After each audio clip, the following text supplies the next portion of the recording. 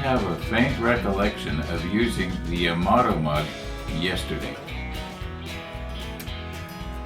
I don't know, I should have used a Blue Jays mug yesterday. Anyway, are the model making spirits trying to give me some sort of subliminal thing going on here so that I keep the Yamato in mind? Now, it was just a coincidence that I used it twice. I'm pretty sure I remember using it yesterday. Either that or an entire 10 days has rolled by so fast it just seems like yesterday. Anyway, got a comment from a viewer, and he was telling me to the effect of it was almost as though you had custom made your case for 4 ships. And I commented back something to the effect of there's actually room on the very bottom where the books are for the Yamato. And that was in a comment I just did about 2 hours ago, a reply. And I still am thinking about it. Even though we got this going on, I'm still thinking about the Yamato. I mean, I'm not saying I'm not going to get it. Even though I've been doing a lot of thinking about it, actually. Even though I know it is probably, the photo etch would drive me crazy. But then maybe, as somebody had suggested, then don't do what you can't do. You know, just do what you can do. At arm's length, it's still going to look fantastic. It's just not going to have all that little piddly detail. So, you know, that might be the way to go. We'll see what happens. You know, it's not going to be for probably, I'm guessing, a year to a year and a half before I get this thing done. Now, why do I have the hull on the model table here? Or the main part of it. I think you would call this part of a submarine the hull. Yeah, I think it's called the hull, or the tube, or maybe in submarine language they call it something else. I don't know. Any of you guys that are real submariners out there, you probably know exactly what it's called. And you probably laugh at the crazy terminology that I sometimes use. Okay, and other people too, I'm sure. Anyway, I was reading a comment from Jason Port, Model Kit Stuff, and he was talking about how you could wash your larger parts with isopropyl alcohol. And I was thinking, yeah, that's right, you know, but, you know, and I'm picturing having a big pan or something here, you know, like a cooking pan or something like that, and then standing the tube up on end and sort of washing it down with a paintbrush, you know, to try and scrub in all the little nooks and crannies. And then I was thinking, in almost every build, somebody has suggested when you could take it into the shower with you. And I was thinking, ha ha ha ha, yeah, you're a funny person, you know, you're making that's quite a joke, you know. And then I was realizing this morning, that's not so stupid. That's actually a great idea. Like I was sitting in my steam shower yesterday, and I could have had this in there with me while I'm trying to work up a sweat. And I'm usually in there for about 20 minutes, half an hour.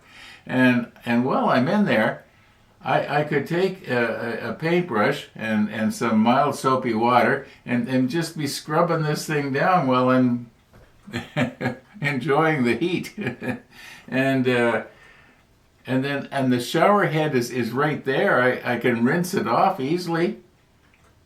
You know, that would get rid of, I'm guessing, 99% of the grease. I know there would be, it wouldn't be soft water, but so there would be water residue, but at least it wouldn't be grease. And paint will stick to water residue. Anyway, I think that's what I'm going to do. I think the next time I go and have a steam, which will probably be later this afternoon after I do the upload, because that's generally when I do it. And I'll take a large piece in with me and just see how it works, and I'll let you know tomorrow. Yeah. Anyway, I checked the tracking for our paint from Sunwood Hobbies in Toronto, and there's nothing new. Nothing new on the update. It's been like 48 hours ago that they shipped it, and Canada Post is like, what are they doing? Did they lose it? They're supposed to scan it at every little stop. Usually they do, but it could well be that right now they're getting into their busy season, and because online buying is so extremely popular now, it could be they're just swamped with stuff. Yeah, until this industry sort of gets itself straightened out. I know there's a lot of people like to shop and they want to go to a brick and mortar store and actually peruse through the up and down the aisles. It's that sort of thing is getting less and less and less. Now we're perusing with our mouse, which is actually a lot better for the environment because you're not polluting the environment with your car going down the street. Anyhow, let's get going here today. Oh, the sunrise this morning. I was kind of watching it off and on. It looks like it might have been nice. I don't know. If it is, I'll tack it at the end somewhere or work it in somehow if I can. In the meantime, yeah, I'm going to take this in the shower with me tonight. Yeah. My chair's stuck. There we go. I guess I don't need to reach up there. I can always just go like this, right?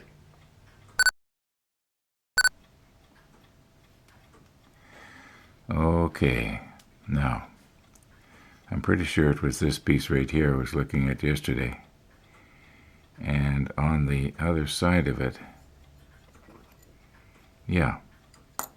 Okay, on the other side of it, if I can just get it, you can see here where the, I believe that's a push-out pin mark. You see how it's dark right there? Now I'm thinking what this possibly is mold release or maybe grease from the machine. Obviously the push-out pins would be lubricated with something. This is the kind of stuff that I think is grease that will prevent your paint from sticking well. Well, one of the viewers had mentioned that I think it was Jeff, mentioned that he uses enamels, and I commented back and I said that I think enamel has sort of a grease cutting property in itself, and it sort of will dissolve the grease, but that's maybe wishful thinking on my part. I don't know. Never actually tested it. Okay, but what I was thinking is, why don't I take and look at this really close with the microscope? Actually, I have two microscopes. I'll probably use my what I call my shop microscope. It'll take me into about 56 power. And if I can't get in close enough with that, then I will use the other one, which will, go 100 or so. Quite well. Something like this, you don't want to look at it too closely because you don't see it either. Anyway, enough about that. So let's just take a look at that, and I will maybe see if I can put my camera on the microscope, and we will see if possibly we can scrape this. I don't want to scrape it now because then it won't be there, right? But what does it look like it is? Does it look like it's a grease, or is it discolored plastic? I'm going to guess that it is some kind of grease.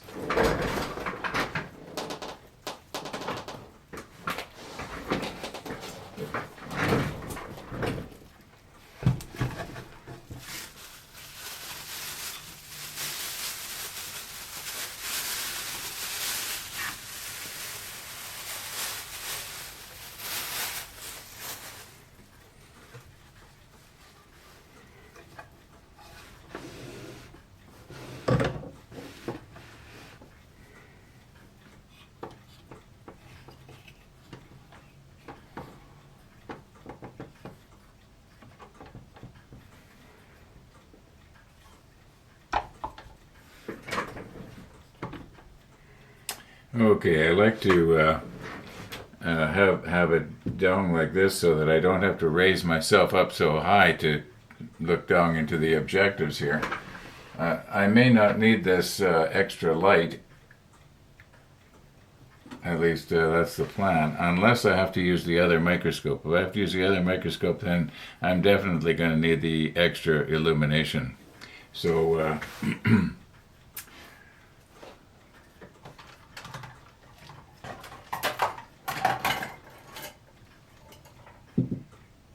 okay. This ring light was actually not meant for this, but I glued this adapter on it so I can use it. It's actually supposed to go on the front of your lens, but it works really good on the microscope. There we go. Okay, now I was thinking earlier about setting up here, and I was thinking, gee, now I've got to put this microscope adapter on this camera. And I thought, hey, no, I'll use this camera. The only difference is between this one and that one is that this one will not shoot at 60 frames a second like I like to do.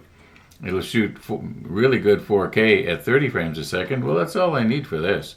So, yeah. All right, let's just get ourselves set up here and see what we can see. Where is that thing? Okay. I may have to kind of tape it down so it doesn't move when I'm scraping on it, but we'll just give it a whirl here. And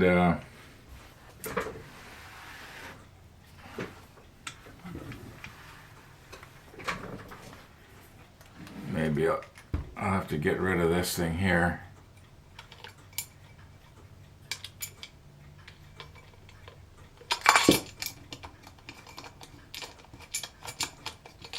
There we go.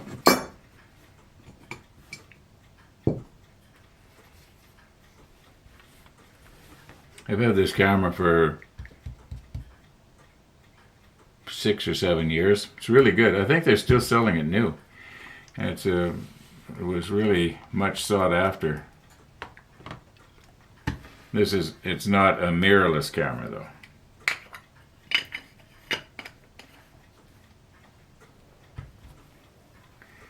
Alright, this enables me to be able to use the adapter. I mean, use the microscope. This thing has got a lens in it. I don't think the optics are as good as they could be because it's just not really sharp. But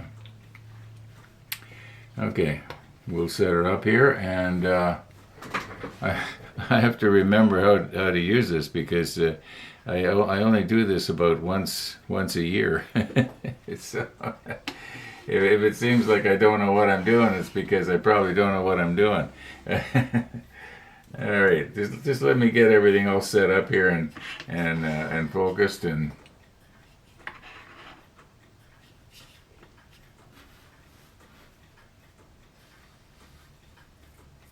Reposition here. That looks like grease to me. Anyway, we'll soon see. We'll soon see because I can zoom in nice and close, and hopefully I'm going to be able to show you. That's the plan. That's the plan. Okay.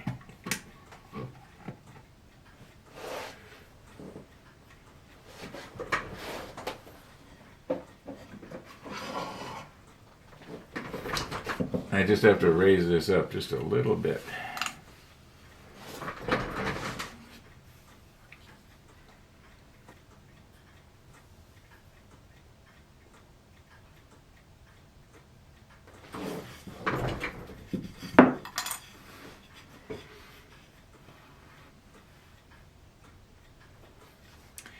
Yeah, that's some sort of residue, I'm pretty sure. Okay, let's get this camera on and see if I can show you what I was looking at. Well, here we go. Let's see how this is going to work. I'm pretty sure it will. I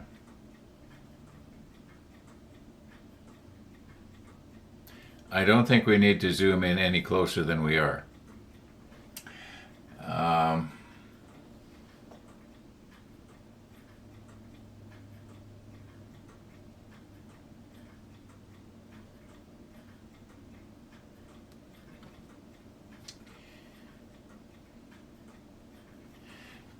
Now here's the plan.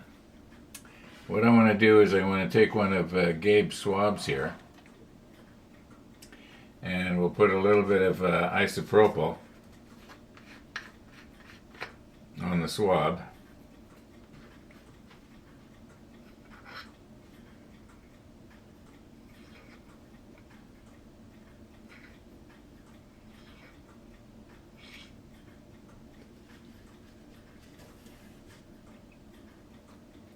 Now let's see what happens to that dark stuff.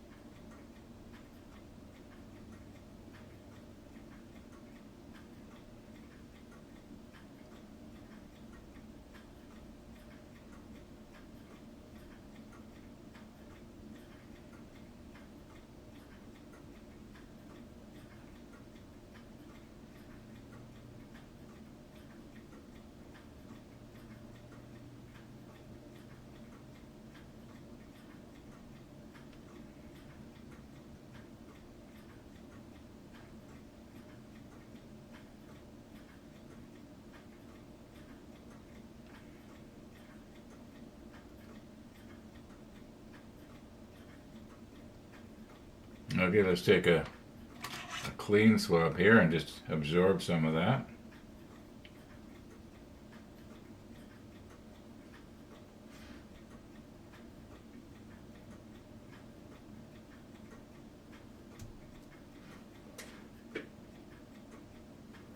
All right, that's probably mold release or grease of some kind. That's the kind of stuff that's going to keep your paint from sticking really good to the plastic. I'm going to do one more test. I'm going to use warm soapy water in the ultrasonic cleaner and see if the ultrasonic cleaner will get rid of the rest of it. And then we'll look at it later. Yeah, it's kind of fun, right? Can't do a whole lot more until my paint comes anyway. All right, here's the plan. And the plan is, I'm hoping that I can turn this thing on without having to have the lid closed. I'm pretty sure I can. And I want to just have this so it's just suspended above the, I think they call it the transducer or something, that generates the high frequency pulses, that frequency vibration, I guess, that causes the little bubbles to form and cavitate on the part. And we're just gonna put this like this. That should work. Yeah. Okay, now what I've got here is warm water from the just from the tap. You know, it's not scalding hot. It's just nice and hot. Okay, it's not boiling like we had it a couple of months ago when I made a fool of myself and warped my part. Okay, now we'll take a little bit of ordinary dish stuff here and just put some in. We don't need very much. Now we're gonna dilute that down with our hot water.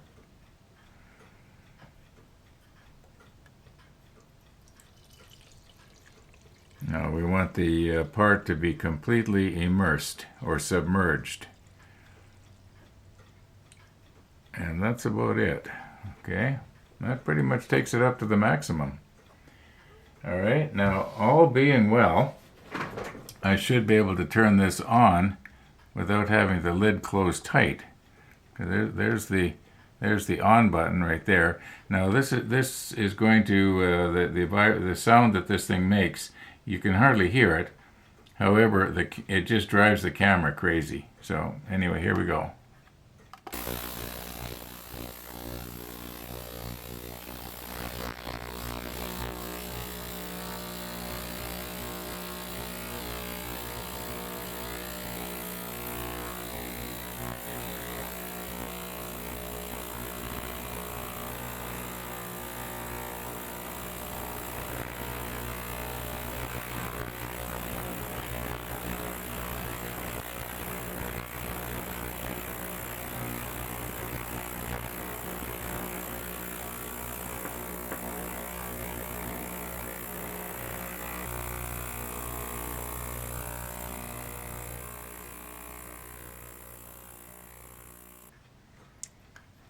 Okay, the moment of truth here.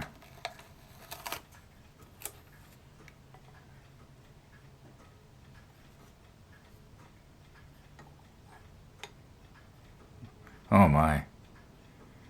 It did better than the isopropyl. Okay, this was the one we were looking at up close in the microscope. Let's just dry this off and put it back under the microscope and look again, and then we'll do a before and after comparison. But I'm quite pleased with that. You know what? I was just thinking, why don't I, as long as I got this all set up, I should dump all those other small parts in there and do them as well. Makes sense to me. Now this ultrasonic cleaner does come with a basket, but I think some of these pieces are actually small enough that they'll pass right through the hole. So I no use using the basket because. So here we go.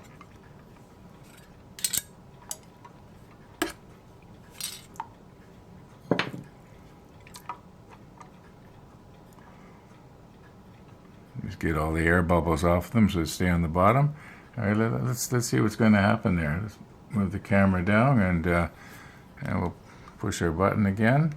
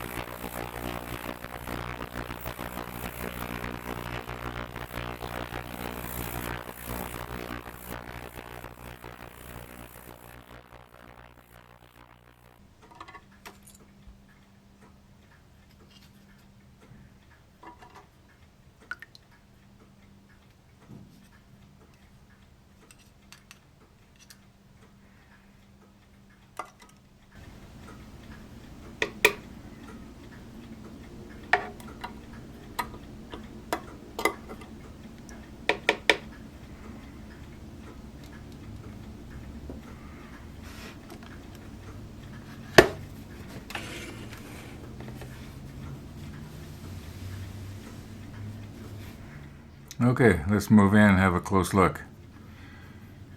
Now, I think that the trick would be to try and absorb as much of the excess soapy water as you can from parts that are collecting it. And now some of this is obviously already dried because it took me a while to get my camera readjusted here. We've got a bit of a cavity going on there that actually we should maybe pour that out if we can. And also another trick would be to not be touching these parts any more than you absolutely have to with your fingers. Now I know I did wash my hands with soapy water here just a little while ago, but okay, now some of these parts are very small, and if I'm not careful I'm going to end up losing them. And these are the kind of little details that make a model like this, you know, really pop. And I know somebody's going to say, well, then why don't you get an add-on kit and, you know, really do nice detail? Well, then I'm sorry, we're not going to go there. Okay, I think I actually did pretty good here. It's possible that some of the larger pieces I might have been able to do as well. I do have another ultrasonic cleaner that's about twice as big as the one we just used.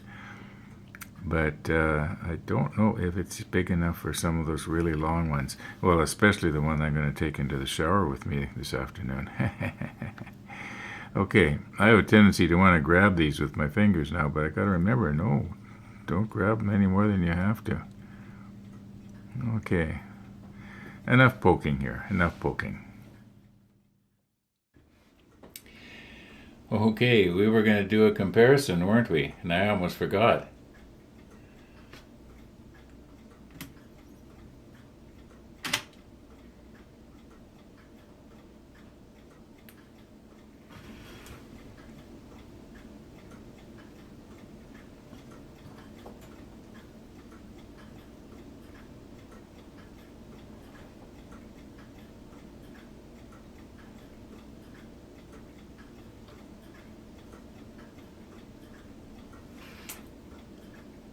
we should be able to dub in a before and after shot here. I'm happy. Big difference. Big difference.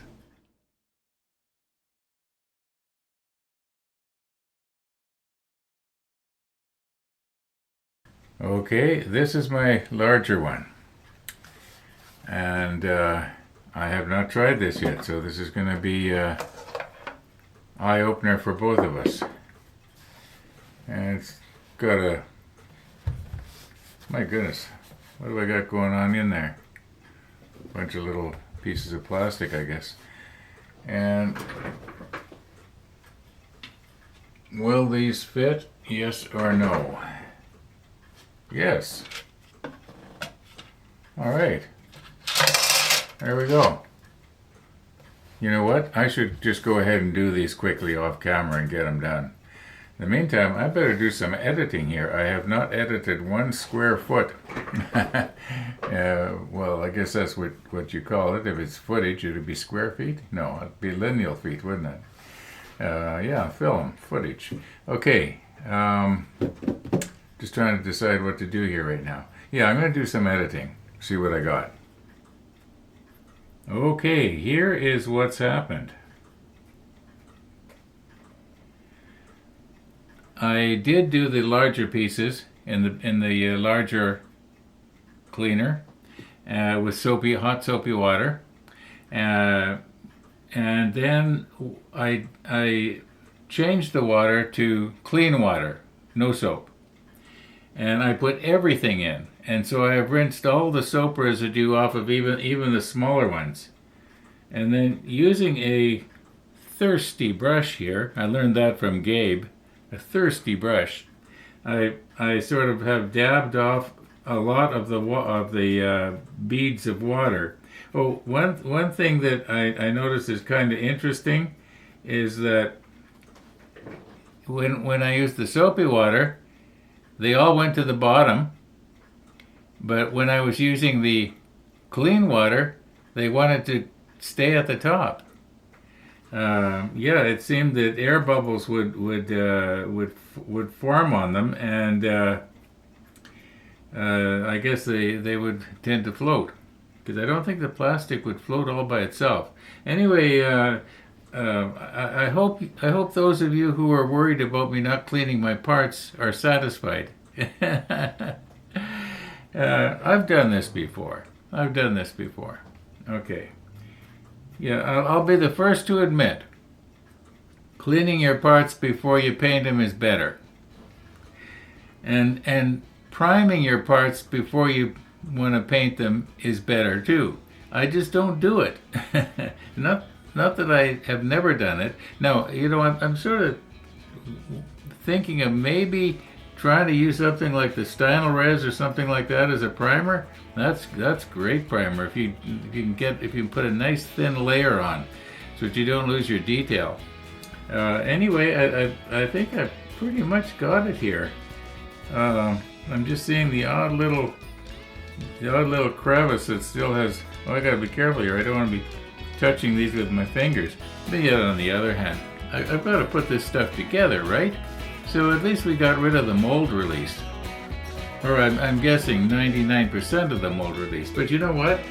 We're getting on here this afternoon, and there's really not a whole lot else I can do.